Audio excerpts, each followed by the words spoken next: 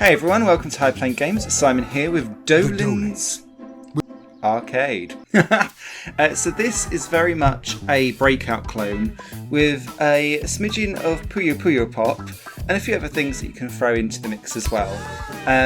There's some really nice little added quality of life things that they've put into the game so that the Breakout clone does not go on forever. And then there's some other little bits and bobs that I want to pop into as well. So I'm going to play through a level to explain how things work. And off and away we go.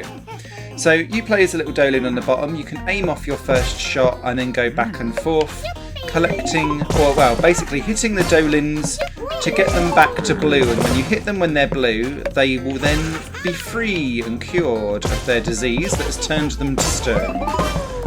Now, as you do that, as long as you hit them, you'll collect thumbs ups that come down, and each thumb up you get will turn on a light at the bottom of the screen, as you can see.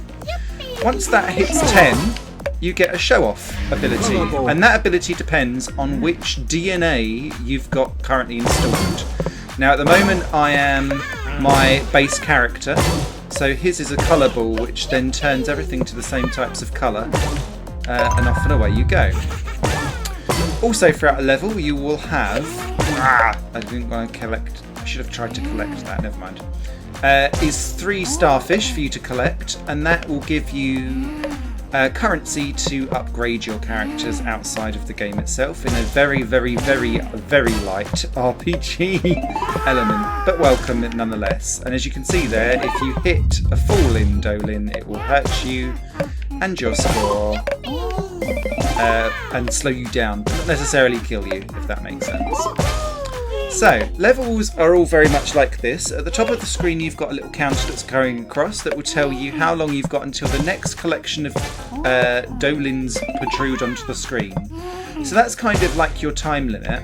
What I really like about this game though is that when you are dealing with Doughlins, the end game, you know, in Breakout games traditionally you always kind of get a bit stuck towards the end because you're like, where do things go? You only need to basically keep going until that time limit runs out, and then the game will, or the level will end regardless of whether you've actually hit all of the Doughlins or not. So I really like that as a quality of life feature. That DNA strand that you saw, there's different colours of DNA strands for each different version of yourself that you unlock along the way. So Smash is the first one you get, followed by Gunner and a couple of others afterwards, and you get to be those for a certain amount of time. Their power-ups will be different. So you know when I got those 10 thumbs up at the beginning and spoke about how that gives you a different power-up, you'll want to basically try and double stack getting a show off alongside having your DNA spout, because those two combined can quite often be very good. I really like the Gunner one because it lets you shoot from your arms, little shots, so if you're getting things that are quite difficult to get to, then that can be mega helpful.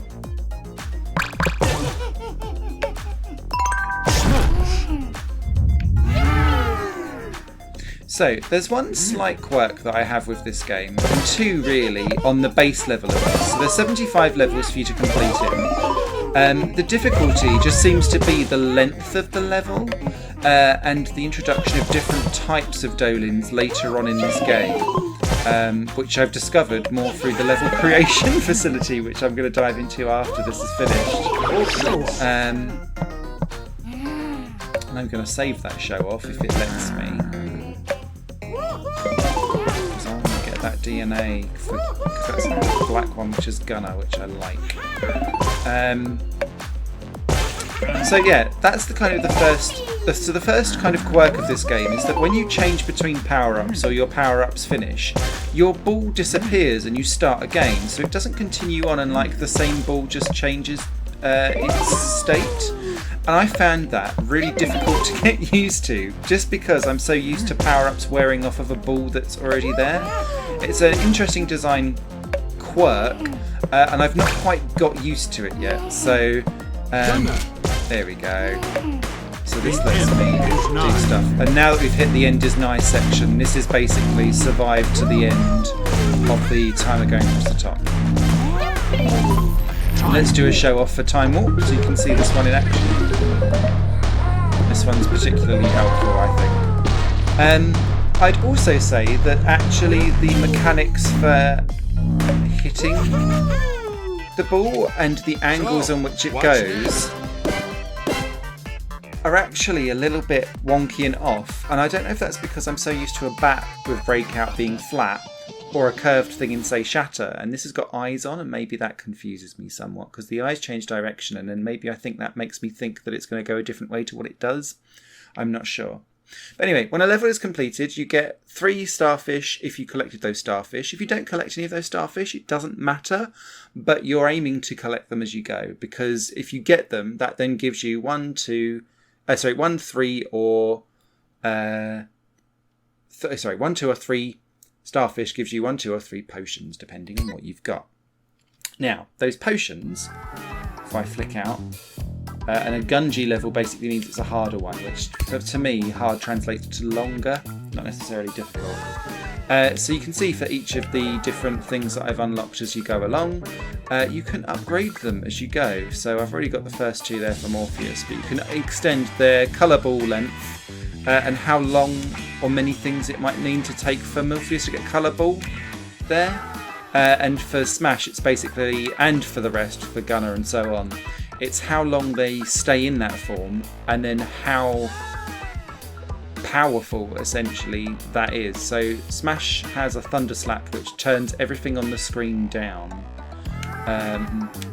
which is handy to have. Or we could just increase the duration of the Time Warp for Gunner. So I'm going to do that. You can see that kind of moves that along. And you can see Robo is currently locked because that will unlock on level 30. 40 for Webster, I think, 50 for Bedrock, and 60 for Spook. And that is essentially the game across the 75 levels. However, just saying, and that's the game, sells it short, because whilst this doesn't have any multiplayer options, which I think is a little bit... I suppose because it looks so Puyo Puyo Pop, I want there to be a little Puyo Puyo Pop side 2-player menu game going on. But what we do have is a level editor.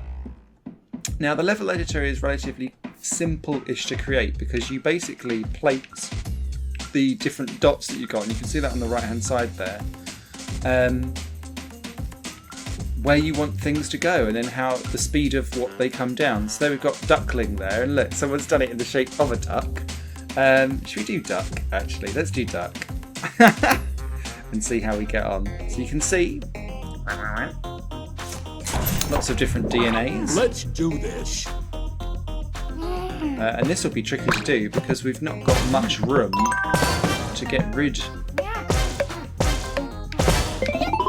everyone. There, you can see what happens when you die. So let's move that around there.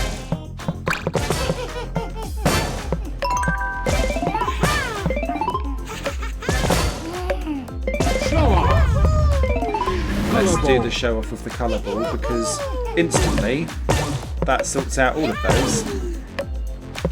So let's try Smash, which was actually probably the bad decision to do. But I'm just trying to show you as much of what's in this game as possible, because it's going to be one of those games, I think, that if you enjoy these types of things, I think you'll enjoy it as much as you want. You can see with Robo, it's all about positioning of shots, which is slower but more precise. Laser blast. There you can see how good laser blast is. Hearts are just literally to give you more lives.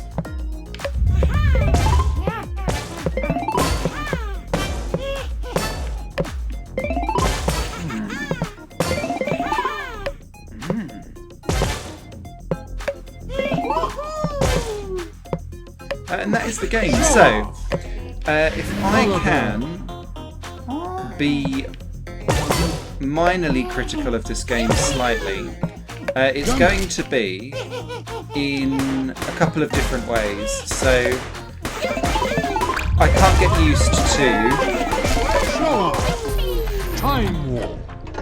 the ball disappearing, but there is also, with the analog stick, a bit of a sensitivity issue which you can solve in the menu, but it just means that if you're playing with an analog stick you need to make sure that you stop the drift, because there's no dead zone like limits to this game, so you need to sort it out yourself.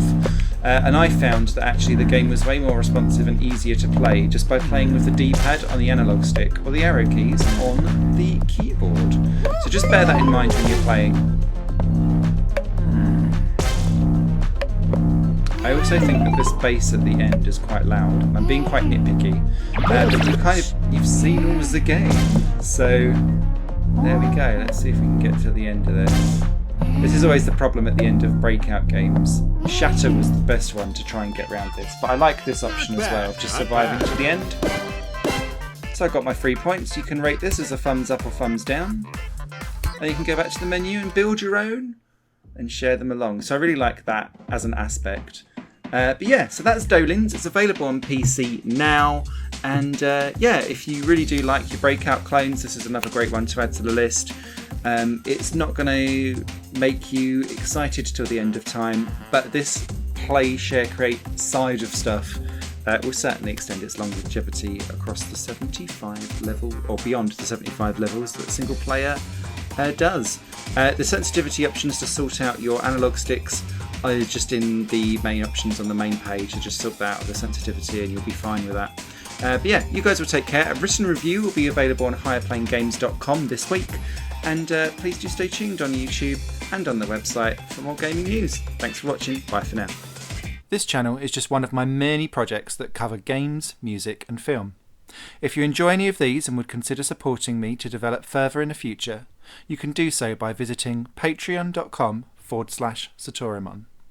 Thank you for your time and for watching the video.